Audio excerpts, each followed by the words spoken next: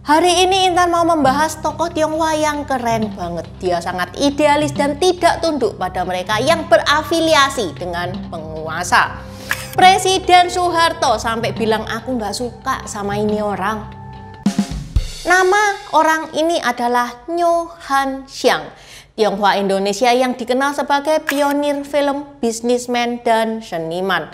Dia juga pemikir kebangsaan dan pelaku budaya lintas batas. Lah terus kenapa Presiden Soeharto itu sampai ngebenci ini orang?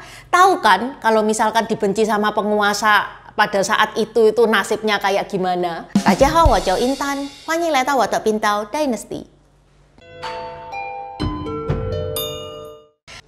Kaos yang Intan pakai ini custom marga, teman-teman bisa request sesuai marga teman-teman sendiri. Custom marga yang Intan pakai ada efeknya, yaitu glow in the dark. Jadi kalau malam itu menyala. Selain glow in the dark ada juga efek rainbow. Kalau kena cahaya keluar hologramnya. Ada juga efek emas. Efek emasnya ini dijamin kinclong. Kalau teman-teman nggak suka aneh-aneh, tanpa efek juga ada. Bisa tulisan besar di dada tengah, bisa tulisan kecil di dada kiri.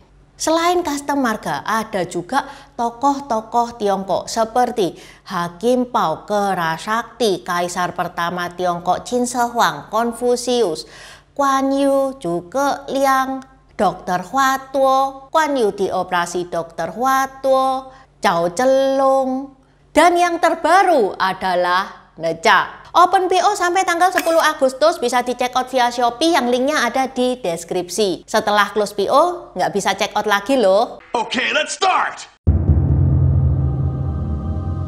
Nyo Han Xiang, kelahiran Jember, Jawa Timur pada 31 Agustus 1930. Nyo Han Xiang ini keluarganya perantau dari Fujian.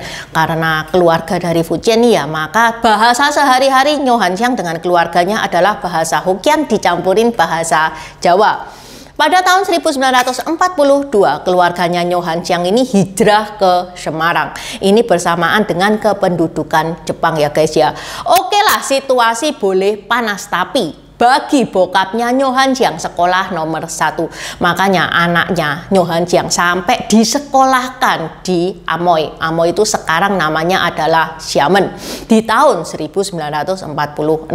Cuman 3 tahun doang di Xiamen, akhirnya Nyo Han Xiang pindah ke Hong Kong. Habis gitu di tahun 1950 Nyo Han Xiang balik ke Semarang. Balik ke Semarang, ketemu bokap nyokap, bukan berarti enak-enakan dong, cuman makan tidur doang. Nyo Han Xiang ikut bantuin bokapnya dalam berdagang. Nyo Han Xiang juga belajar jurnalistik, menjadi wartawan foto freelance untuk Sunday Courier. Dari sini itu benih idealismenya itu mulai tumbuh. Ide seninya juga mulai tumbuh. Nyo Han Xiang ini aktif menulis dan dalam tulisannya itu kelihatan kalau dia tuh concern banget terhadap perkembangan Indonesia. Dia sangat mencintai Indonesia. Dia kepengen memajukan Indonesia menjadi negara yang lebih baik. Menurut buku Tokoh-tokoh Etnis Tionghoa, pada tahun 1954 Nyo Han Xiang itu mencoba peruntungan nasib ke Jakarta. Awalnya ya sebagai wartawan foto majalah Sunday Courier, yang mana ini adalah majalah milik Baperki. Tapi nggak lama di Baperki itu Nyo Han Xiang itu milih resign karena beda pandangan dengan Baperki. Keputusan ini yang membawa jalan hidup Nyo Han Xiang berbeda 180 derajat. Nyo Han Xiang pindah ke dunia lain, yaitu dunia bisnis. Sekilas tentang Baperki. Baperki adalah Badan Permusyawaratan Kewarganegaraan Indonesia yang dibentuk di tahun 1954. Ini organisasi positif ya guys ya. Organisasi ini bertujuan untuk memperjuangkan status kewarganegaraan Indonesia, karena pada zaman ini itu masih banyak etnis Tionghoa yang belum diakui sebagai warga negara Indonesia. Nah, Baperki ini gunanya untuk menolong mereka. Tapi sayang banget organisasi ini dibubarkan di zaman Orde Baru. Tokohnya ada yang ditangkap, ada yang hilang, yang mana organisasi ini menjadi dianggap terlarang di Orde Baru. Balik lagi ke Nyo Han Chiang yang merambah ke dunia bisnis.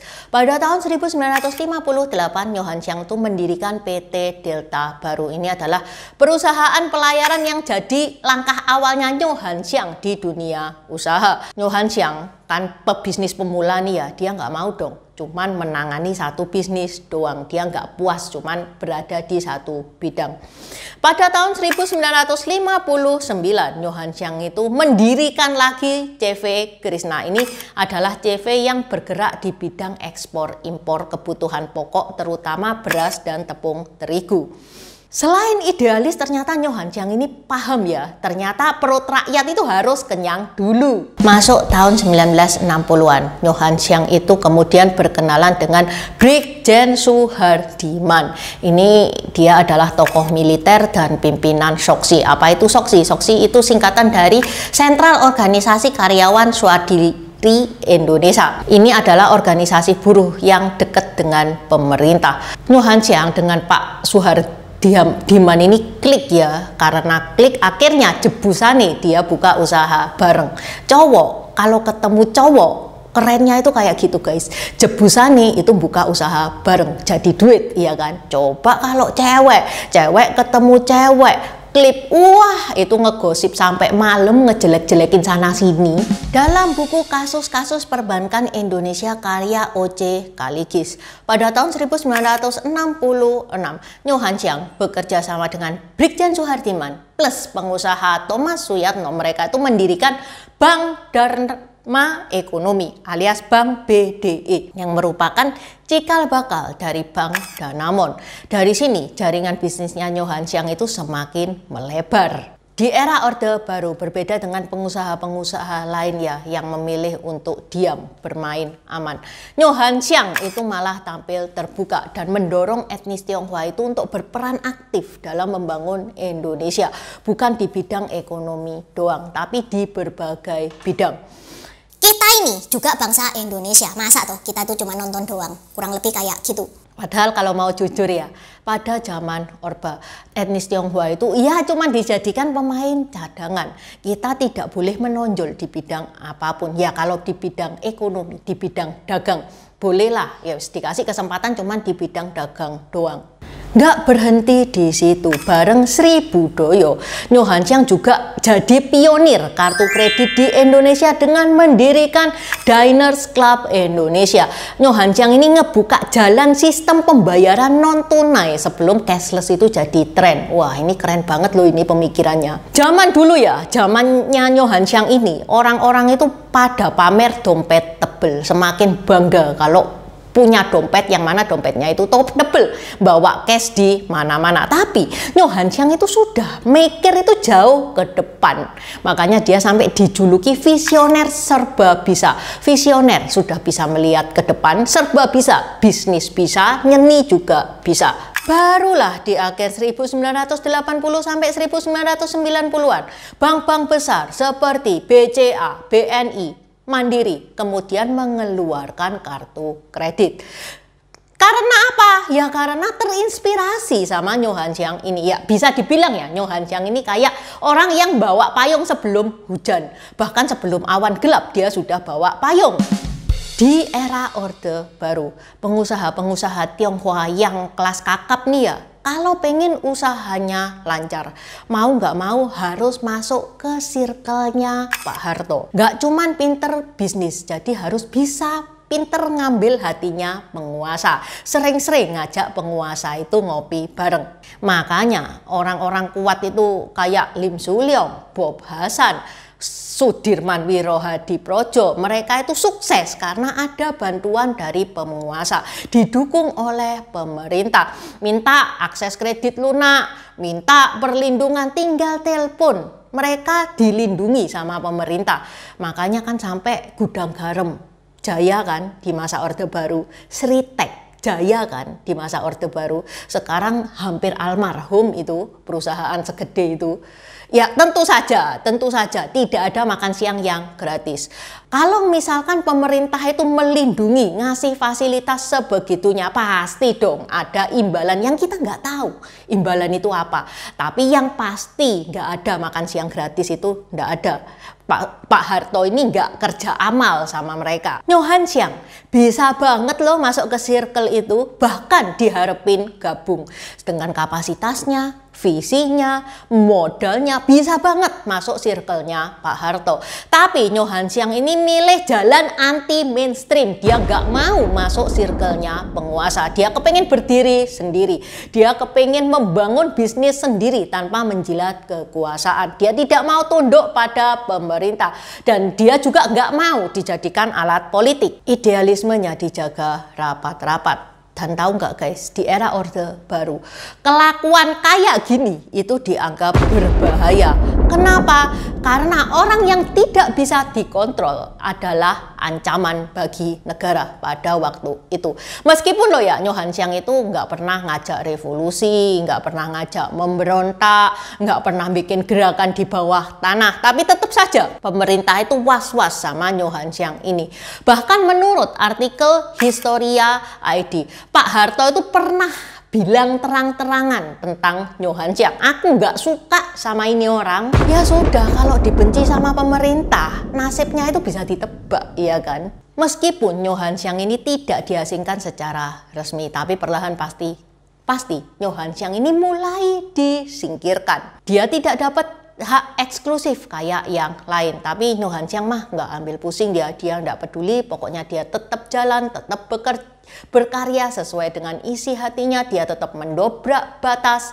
Ironisnya, banyak gagasan Nyo Han Xiang yang baru disadari pentingnya setelah dia tidak ada lagi di dunia ini. Maksudnya apa? Nanti di endingnya tak kasih tahu.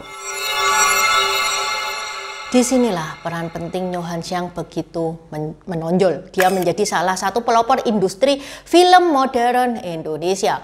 Di saat tahun 1970-an ya, film Indonesia itu masih dalam golongan mencari identitas. Nyo Han Xiang datang dengan misi besar. Dia pede film Indonesia bisa setara dengan film Hollywood. Nyo Han Xiang mendirikan PT Intersin Indojaya Film dan Jakarta Film Studio. Yang mana ini studio film yang berstandar internasional pertama di Indonesia. Nah lo, siapa bilang pebisnis itu nggak bisa nyeni? Beberapa film penting yang dia produksi, yaitu November 1828 yang disutradarai oleh Teguh Karya, yang memproduksi Nyo Han Xiang, yang menyutradarai Teguh Karya. Wah ya mantep banget nih pasti jadinya. Film sejarah ini itu bukan cuman bikin penonton itu melek sejarah, tapi juga bikin juri festival angkat topi. Menang di mana-mana, bahkan dianggap sebagai salah satu film terbaik Indonesia sepanjang masa. Kemudian Badai Pasti Berlalu, film legendaris yang mengangkat standar sinema Indonesia. Bukan cuma bikin orang galau maksimal dengan soundtracknya, film ini juga mengubah standar sinema Indonesia. Visualnya ciamik, dramanya dapat sampai di remake terus-terusan. Kemudian Dr. Siti Paratiwi, Usia 18, dan lain-lainnya. Film-film ini nggak cuma jual drama, tapi juga mengangkat isu sosial dan politik yang sensitif. Ini sesuatu yang cukup berani di masa Orde Baru.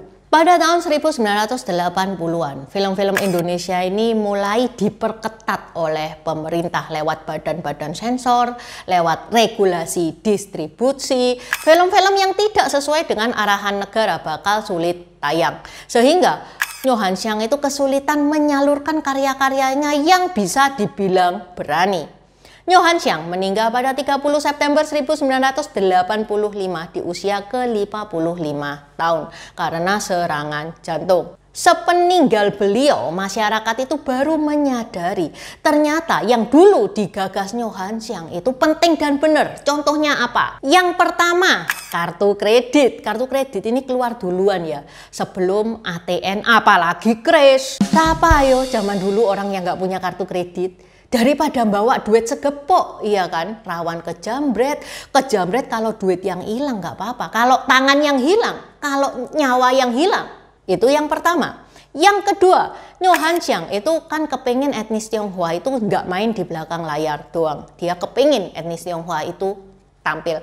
Sekarang mulai banyak etnis Tionghoa yang tampil di bidang seni ada, di bidang politik juga ada, meskipun masih belum banyak ya. Salah satu contoh yang terkenal Ahok ya. Yang ketiga, Nyo Han Xiang itu bilang film itu bukan cuman sekedar tontonan, bukan cuman sekedar hiburan. Film bisa mengedukasi. Makanya Nyo Han Xiang ini ngebikin film-film yang ada nilai-nilai edukasinya, ada nilai-nilai sejarahnya yang pada zaman itu langka banget. Film-film yang dianggap aman pada waktu itu dan banyak pada waktu itu ya komedi-komedi receh. Baru di tahun 2000-an mulai ada film-film yang ada bobotnya, kayak misalkan Gi, Laskar Pelangi. Singkatnya, Nyo Han Xiang itu seseorang yang terlalu maju untuk zamannya. Salah zaman dia. Setelah dia wafat, Indonesia itu mulai mengejar pemikiran-pemikiran Nyo Han Xiang yang dulu dianggap berbahaya atau nggak masuk akal. Yaitu seperti kartu kredit, kartu bisa buat bayar di mana-mana. Itu zaman dulu nggak masuk akal itu kayak gitu. Oke, sampai di sini dulu bahasan Intan hari ini. Terima kasih udah nonton channel ini sampai habis.